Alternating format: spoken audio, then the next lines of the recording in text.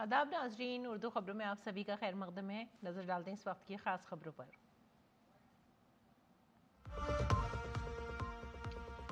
वजीर आजम नरेंद्र मोदी आज 28वें Commonwealth speakers और प्रिजाइडिंग ऑफिसर्स कॉन्फ्रेंस का करेंगे इफ्तिताह। पार्लियामेंट के कामकाज में AI के इस्तेमाल और सोशल मीडिया के असरात पर क्या किया जाएगा तबादला ख्याल।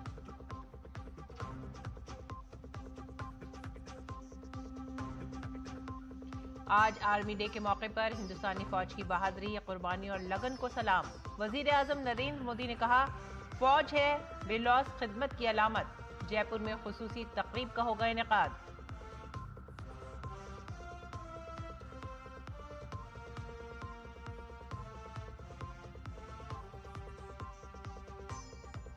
महाराष्ट्र में BMC समेत 29 बल्दियाती इदारों के इंतखाबात के लिए वोटिंग जारी। बीजेपी की क़यादत वाली महायुति और ठाकरे बरादरान के इत्तेहाद के दरमियान सख्त मुकाबला।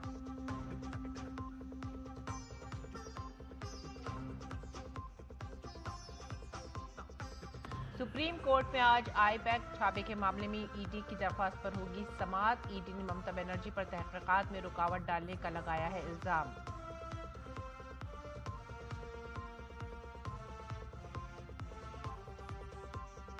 अमेरिका ने रूस और ईरान समेत 75 ममालिक के शहरियों के वीजों पर आयद की पाबंदी। हुक्मनामा 21 जनवरी से होगा नाफिज।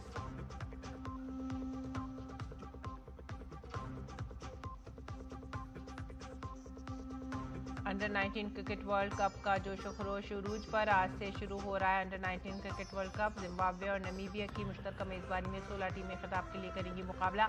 भारत का मुकाबला आज अमेरिका से।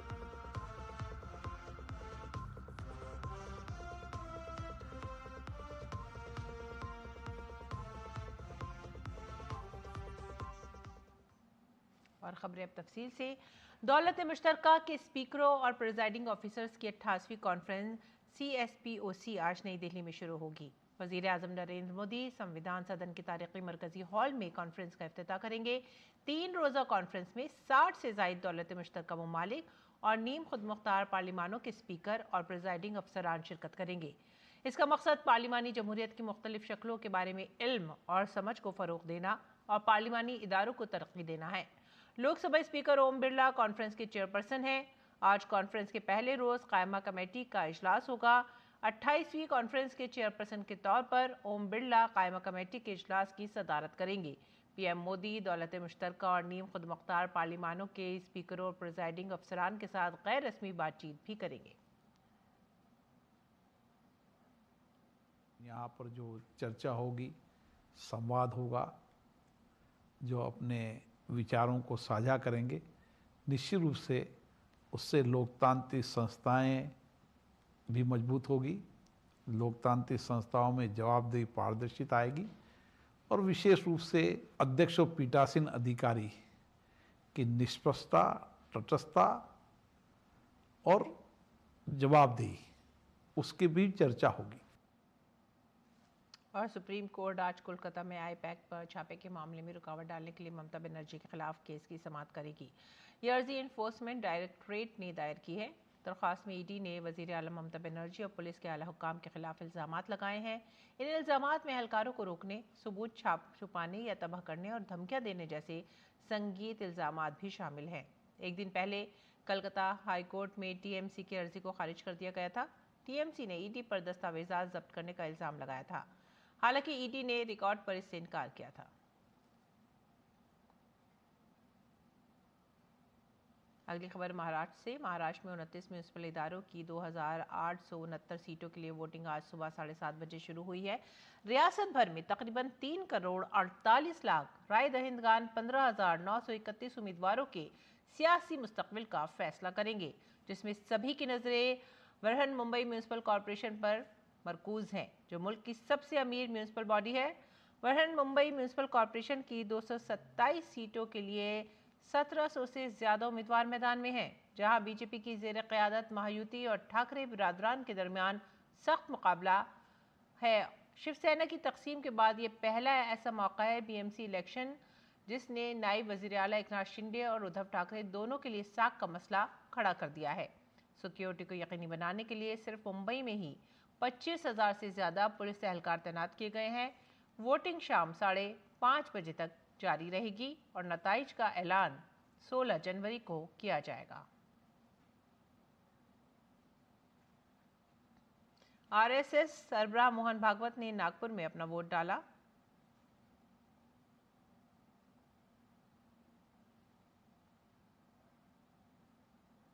संतुलित विचार करके, जनहित का विचार करके योग्य लगता है उस उम्मीदवार को मत देना, वोट देना, ये अपना कर्तव्य रहता है।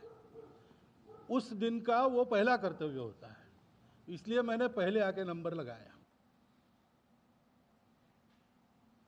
अदाकार अक्षय कुमार ने भी अपना वोट डाला।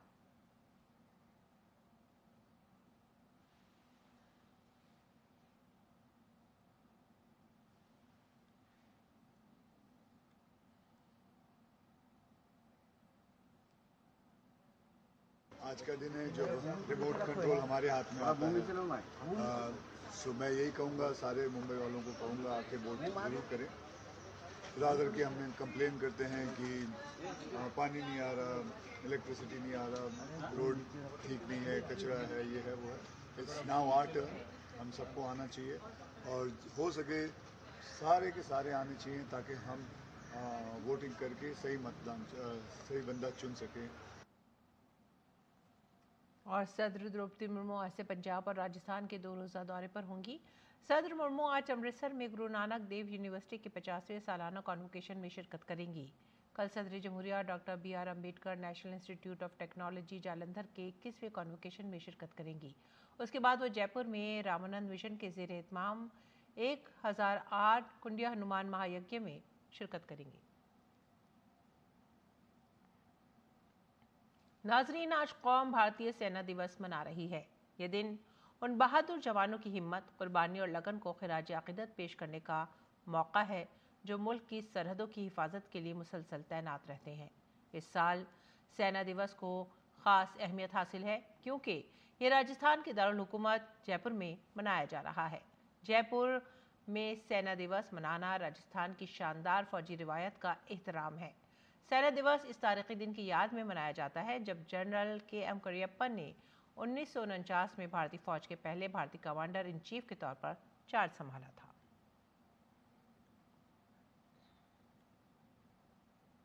और वज़ीर आज़म नरेंद्र मोदी ने इंडियन आर्मी डे पर फौजियों को सलाम पेश किया है।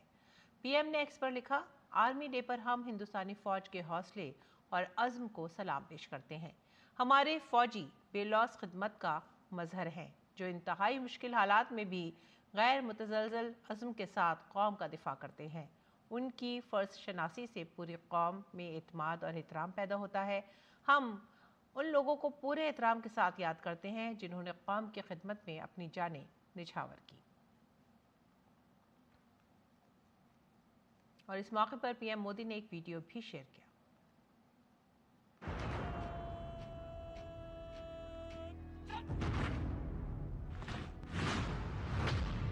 मातृभूमि की सेवा का ये अवसर बड़े सौभाग्य से मिलता है। ये सेवा आसान नहीं है। ये मातृभूमि को सर्वस्व मानने वाले मत वालों की साधना है। ये मां भारती के लाडलों लाडलियों उनका तप है, उनकी तपस्या है। कहीं ये साधना हमारे जवानों को उस हद तक तपाती हैं जहां हमारा देश का सैनिक औलाद बनकर चमकता है। एक ऐसा फौलाद जिसे देखकर दुश्मन की रूह दहल उठती है।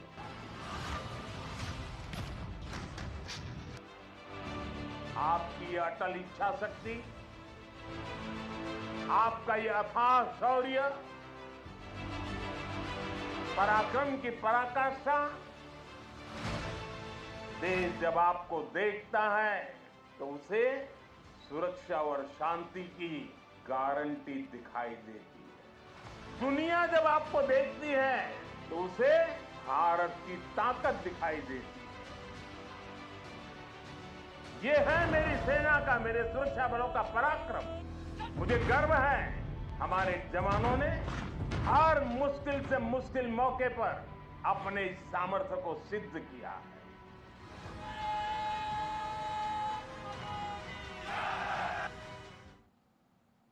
और भारत का महकमा मौसमियात IMD आज अपने क़याम के 150 साल मुकम्मल कर रहा है।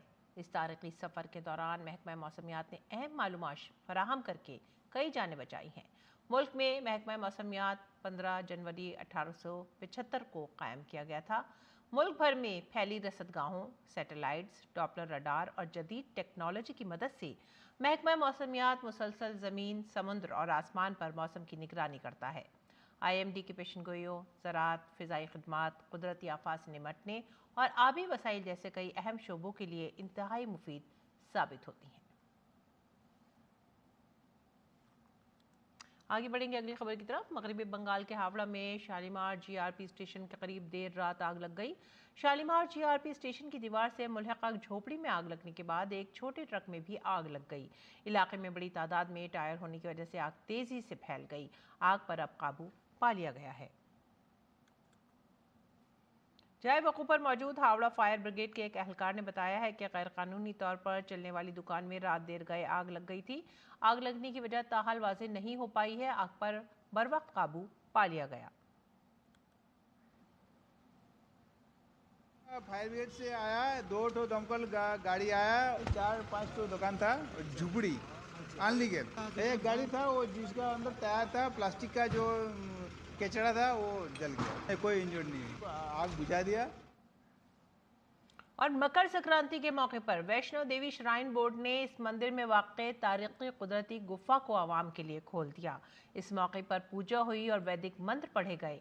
कुदरती गुफा को जनवरी और फरवरी के महीनों में खोला जाता है जब आवाम की तादाद कम होती है, ताकि लोग कुदरती गुफा को देख सकें। श्री माता वैष्णो देवी श्राइन बोर्ड की चीफ एग्जीक्यूटिव ऑफिसर ने भीड़ के इंतजाम के लिए खुसूसी इक़दामात के बारे में भी जानकारी देते हुए कहा कि बुजुर्ग और माजूर लोगों के लिए खुसूसी इंतजामात किए गए हैं। 2026 के पहले 13 दिनों में 3 लाख से ज्यादा लोग यहां आए, जो पिछले साल से ज्यादा है।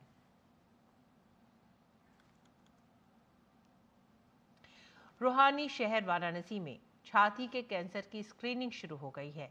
इस पहल का इफ्तिताह 20 नमो शक्ति रथों को झंडी दिखाकर किया गया। ये नमो शक्ति रथ पूरे शहर में घर घर जाकर छाती के कैंसर की जांच की जदीद खिदमात फराहम करेंगे। इस मौके पर खिताब करते हुए ITV फाउंडेशन के सदर और राज्यसभा के रुकन पार्लियामेंट कार्तिकेय शर्मा ने कहा कि AI स्क्रीनिंग टेक्नोलॉजी से लैस ये नमो शक्ति वैन घर घर जाकर ज़्यादा से ज़्यादा खवातीन को स्क्रीनिंग की खिदमात फराहम करेगी। वाराणसी में शुभारंभ हो रहा है, जहां 20 ये आधुनिक वैन्स जो कि AI तकनीक से लैस हैं, जिसमें no touch, no invasive, no radiation का इस्तेमाल करते हुए डोर स्टेप पर, यानी कि गांव देहात हो या शहरी इलाका हो, घर तक ये सुविधाएं मुहैया हो सकें, ऐसी प्रेरणा हमने माननीय प्रधानमंत्री जी के उद्बोधन से लेते हुए ये काम आज शुरू किया है। दुनिया का, विश्व का सबसे बड़ा स्तन कैंसर स्क्रीनिंग प्रोग्राम की शुरुआत कर रहे हैं। हम लगातार निरंतर प्रयासरत रहेंगे कि हम ज़्यादा से ज़्यादा महिलाओं का स्क्रीनिंग कर सके। इन नमो भारत वैनों के आगाज़ के मौके पर वाराणसी के डिविजनल कमिश्नर S राजलंगम ने कहा कि इस सहूलत से देही खवातीन को काफ़ी फ़ायदा पहुंचेगा, जिससे छाती के कैंसर जैसी बीमारियों का जल्द पता लगाया जा सकेगा। खवातीन की सेहत के लिए वज़ीर आज़म की फ़िक्र से तहरीक याफ्ता ये स्कीम वाराणसी के देहातों और शहरी दोनों ही इलाकों की खवातीन को फ़ायदा देगी। 20 वैन ये नमो शक्ति रथ हमारे देहात में और शहरी क्षेत्र में जो जाएंगे, इसमें जो महिलाएं हैं हमारे उस एज ब्रैकेट में जितने भी महिलाएं आती हैं, उनके जो breast cancer screening non invasive technology के माध्यम से किया जाएगा। और इस स्क्रीनिंग से अगर किसी का इस तरह की जो कैंसर अगर डिटेक्ट होती है, जितने जल्दी हम उसको डिटेक्ट करते हैं उतने जल्दी हम इलाज करके उसको ठीक कराया जा सकता है। इस जदीद दौर में जहां टेलीविज़न, कंप्यूटर और मोबाइल फ़ोन हमारी ज़िंदगी का लाजमी हिस्सा बन चुके हैं, वहीं हिमाचल प्रदेश के मनाली में ओजी वादी के कई गांव 1 माह तक इन सहूलियात से दूर रहेंगे। 2.5 माह तक लोग टेलीविज़न नहीं देखेंगे, मंदिरों में पूजा भी नहीं करेंगे और ये इलाका मोबाइल फ़ोन की घंटी के बगैर रहेगा।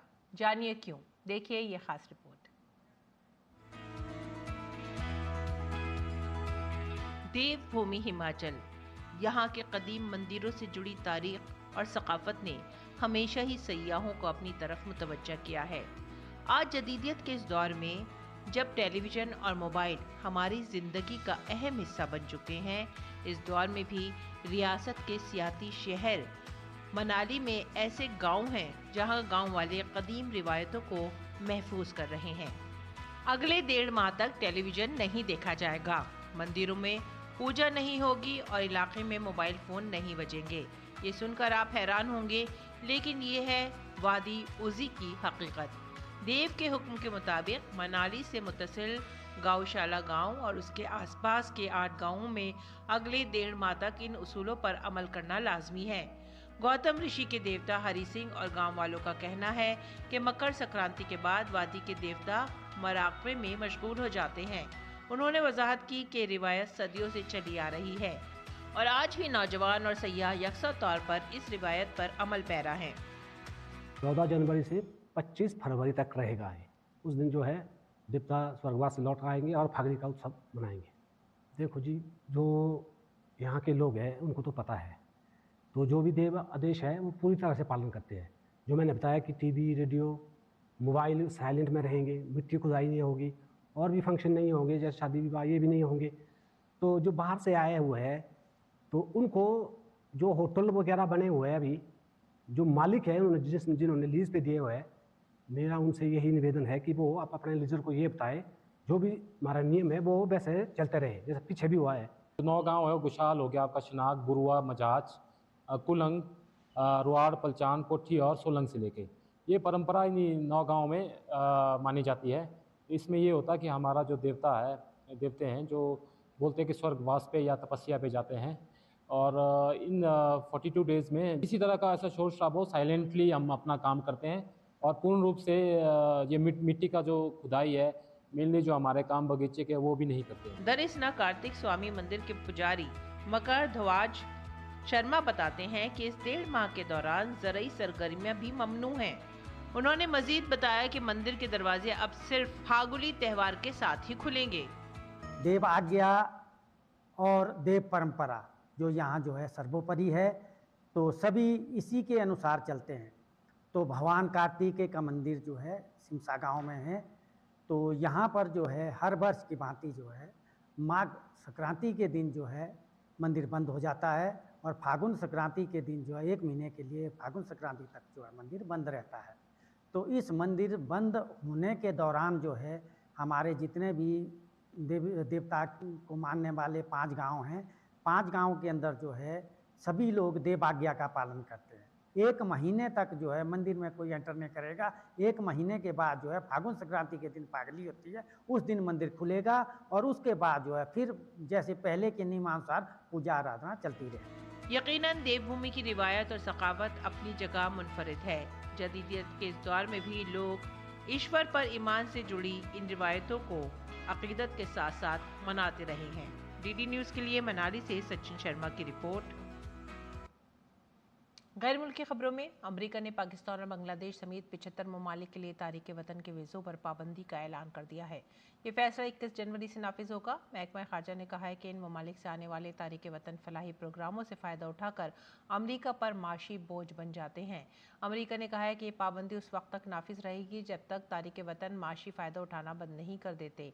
इससे कबल अमरीकी सदर डोनाल्ड ट्रंप ने कहा था कि कोई भी मुल्क लाखों लोगों को पनाह देने और उनकी तालीम और सेहत की सहूलियात फराहम करने का महमल नहीं हो सकता। ट्रंप ने कहा कि आइंदा माह से शुरू होने वाले पनाह गुज़ीन कैंपों को कोई रकम नहीं दी जाएगी। और ईरान में पुरतशद्दुद मुजाहिरों के दरमियान अमरीकी सदर डोनाल्ड ट्रंप ने कहा है कि काबिल एतमाद ज़राए से पता चला है कि ईरान में मुजाहिरीन की हलाकतों में कमी आ रही है। मुजाहिरीन को फांसी देने के मंसूबे को रोक दिया गया है। ताहम ईरानी हुकूमत ने यह भी इंदिया दिया है कि सज़ाए मौत पर अमल दरामद का कोई मंसूबा नहीं है।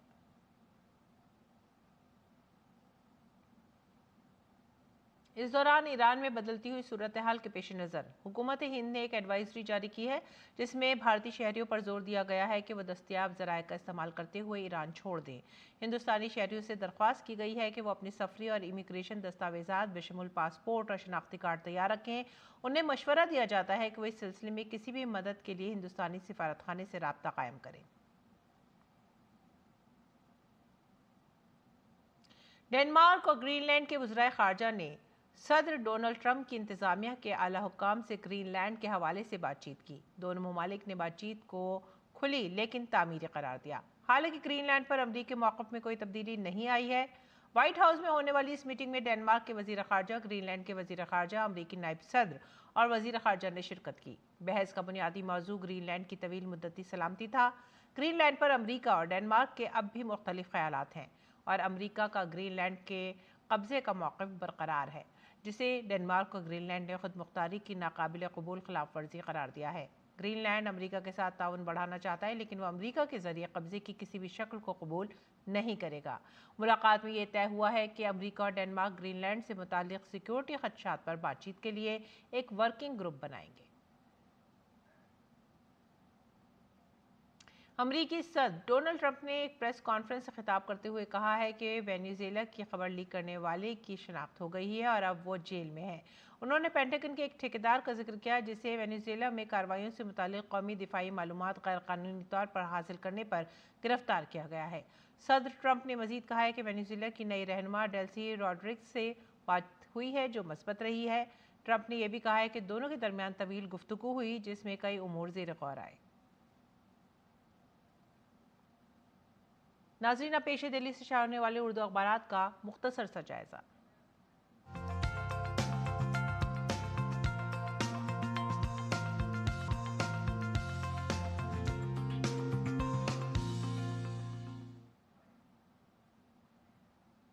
उर्दू अखबारात के जायजे में जो पहली खबर हम ले रहे हैं वो है रोज़नामा इनकलाब से, और ये ईरान से मुताल्लिक़ है। ईरान अमेरिका में कशीदगी अपने उरूज पर, हालात धमाका खेज़।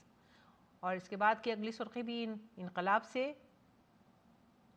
और ये है हिंदुस्तानी हुकूमत की एडवाइजरी जो हिंदुस्तानी शहरियों को ईरान छोड़ने की हिदायत के मुतालिक दी गई है। ईरान में हुकूमत मुखालिफ मुजाहिरों के दरमियान भारत ने एक एडवाइजरी जारी की है हिंदुस्तानी शहरियों के लिए कि वह जल्द से जल्द ईरान छोड़ दें। आगे बढ़ेंगे अगली खबर की तरफ। सीएम सैनी की पहल, हरियाणा के कारखानों के लिए एक नई सुबह। हमारे समाज की खबर, हरियाणा में तरक्की की तरफ आगे काम लगातार हो रहा है। और उसके बाद की अगली खबर है मकर संक्रांति त्यौहार से मुताल्लिक़ वज़ीर आज़म ने मकर संक्रांति की बधाइयाँ दी हैं पूरे मुल्क को। त्यौहार बहुत ही जोश खरोश से पूरे भारत में मनाया गया। अगली खबर, सऊदी अरब, अम्मान और कतर का अमेरिका को ईरान पर हमले से बाज रहने का मशवरा। और इसके बाद की आखिरी सुर्खी, दिल्ली में सीज़न का सबसे ठंडा दिन, शुमाली भारत में सख्त सर्दी की लहर जारी। ये थे अखबारात और उनसे जुड़ी चंद सुर्खियाँ। और आइए अब रुख करते हैं खेल की खबरों का। अंडर 19 क्रिकेट वर्ल्ड कप का जोश एक बार फिर से शायकीन क्रिकेट को अपनी गिरफ्त में लेने के लिए पूरी तरह से तैयार है। अंडर 19 क्रिकेट वर्ल्ड कप आज से शुरू हो रहा है। इस बार जिम्बाब्वे और नामीबिया मुश्तरका तौर पर अंडर 19 वर्ल्ड कप की मेज़बानी कर रहे हैं। इस टूर्नामेंट में 16 टीमें हिस्सा ले रही हैं, जिन्हें 4 ग्रुप्स में तकसीम किया गया है। मुकाबले का फाइनल मैच 6 फरवरी को खेला जाएगा। हिंदुस्तानी टीम को इस वर्ल्ड कप में ग्रुप बी में जगह मिली है, जहां टीम के साथ अमेरिका, बांग्लादेश और न्यूजीलैंड जैसी टीमें मौजूद हैं। हिंदुस्तान का पहला मैच आज अमेरिका के खिलाफ होगा। आयुष महात्रे की कप्तानी में हिंदुस्तान अपना चैलेंज करेगा। हिंदुस्तान ने 5 मरतबा ये खिताब जीता है। पिछली बार हिंदुस्तान को ऑस्ट्रेलिया के खिलाफ फाइनल में शिकस्त का सामना करना पड़ा था, इसलिए इस बार टीम इंडिया के पास बदला लेने का सुनहरी मौका है। इस टूर्नामेंट में सबसे ज्यादा सुर्खियों में नौजवान बल्लेबाज वैभव सूर्यवंशी हैं। बात करते हैं बैडमिंटन की। इंडिया ओपन बैडमिंटन में आज प्री क्वार्टर फाइनल मैच खेले जाएंगे। मर्दों के सिंगल्स में आखिरी 16 में कदम्बी श्रीकांत, एच.एस. प्रणॉय और लक्ष्य सेन हिंदुस्तान की नुमाइंदगी कर रहे हैं। खवातीन के सिंगल्स प्री क्वार्टर फाइनल में मालविका मंसूद आज अपना मैच खेलेंगी। खवातीन के डबल्स में त्रिशा जोली और गायत्री गोपीचंद क्वार्टर फाइनल तक रिसाई हासिल करने के लिए आज मैदान पर उतरेंगी। और अब पेश है मौसम का हाल।